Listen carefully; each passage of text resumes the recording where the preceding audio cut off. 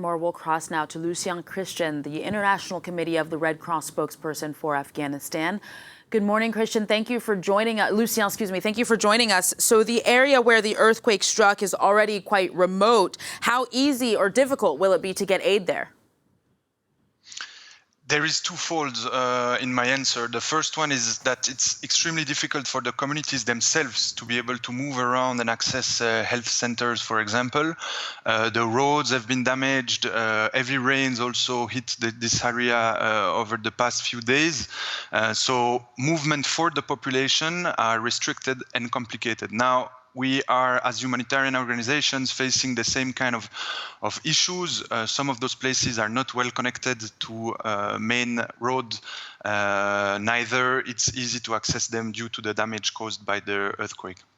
And do you think that the Taliban government is equipped to manage a crisis of this scale? You know, what we saw since the change of government in August 2021, even though the fighting decreased significantly, we also saw the departure of development agencies and agencies that were supporting the Afghan country.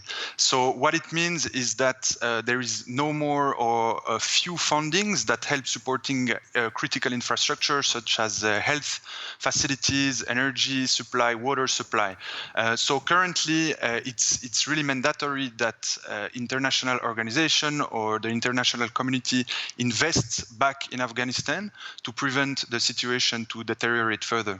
So you're saying it's important for the international community to kind of return to the country to invest. Again, the Taliban is also calling on the international community to help. But how do you think that the Taliban's isolation on the world stage then might affect these such necessary aid efforts?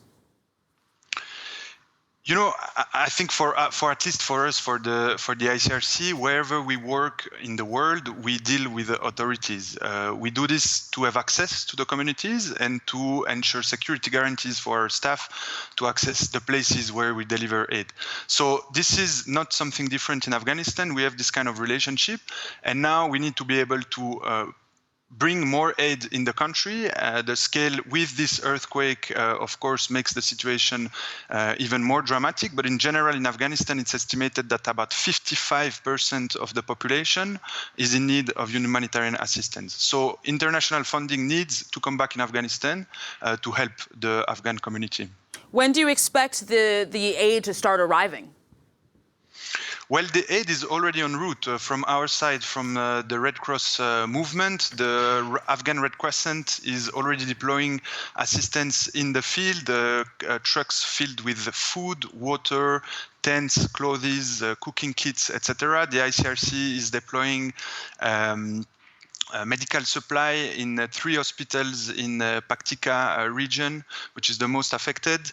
And the International Federation of the Red Cross and the Red Crescent just unlocked emergency fund for a total of 750,000 Swiss francs.